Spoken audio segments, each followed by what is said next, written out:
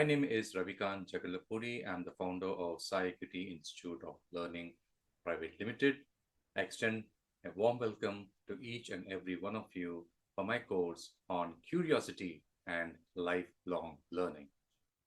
So, in this course, we'll go through the neuroscience of curiosity, just go behind the mind in terms and identifying the ways and means in terms of how the working is and what we can actually do to tap and get curious as much as we can. Curiosity mindset drives innovation, they say, right?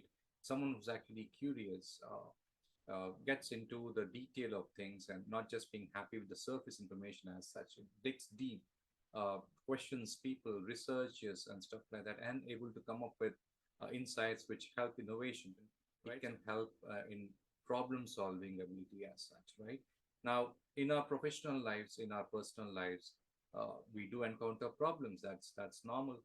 But how do we innovatively come out of it? How do we come out with a solution uh, which helps us, come out of the problem as such, right? So a fixed mindset and growth mindset concept we all have studied, and from my understanding, what really made sense to me is that a fixed mindset is that of a person who believes that he or she knows everything and there's nothing really more to know, nothing really more to grow, and he or she is in such a comfort zone 100% of the time that any kind of feedback would actually upset them, and they would just be as they are, right? That's kind of a fixed mindset approach, and whenever any problem presents itself to them, they would rather go back to their experiences and come up with a solution which they have already tried and tested, and wouldn't be open for any kind of new approaches as such. And that's my definition of a fixed mindset.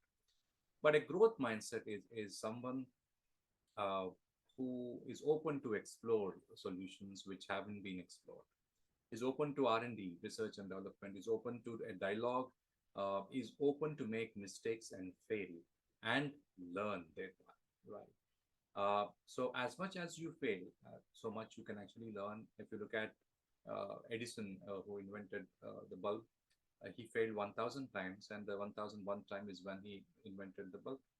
Now, we don't have 1,000 ways in a professional setup. We can't really make too many mistakes. If you make a mistake, we know what happens being out of the companies pretty soon. But growth mindset actually helps us explore things, and that's exactly what companies also need. They will be in a lookout for leaders who have the growth mindset.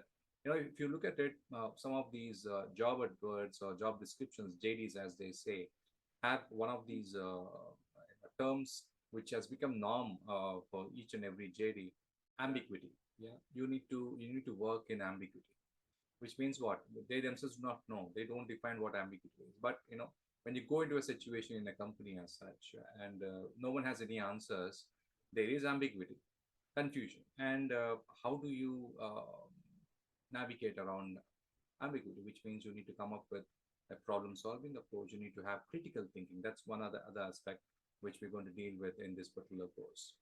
So three things I'm going to cover. One is how a curiosity mindset can drive innovation. That's number one. Problem solving and critical thinking, these are the three which we will actually have a look at it. And we will look at practical strategies which work for me, and I've done my own R&D in terms of what strategies have worked for different people. So the insights which I'm going to share are not just from my own experience, but experience of my friends and others. And I do refer to a lot of journals and books, uh, and videos, uh, to call out the kind of insights I'm going to share with you. And wherever I share an insight from a source, I'm going to quote that source in the course, so that there's a copyright law that we need to abide with, and I will definitely abide with that as such. Right. So yeah, in this digital age, how do we foster a culture of curiosity in the workplace and cultivating curiosity in personal development and interdisciplinary thinking? So these are the topics that I'm going to deal with in this particular course.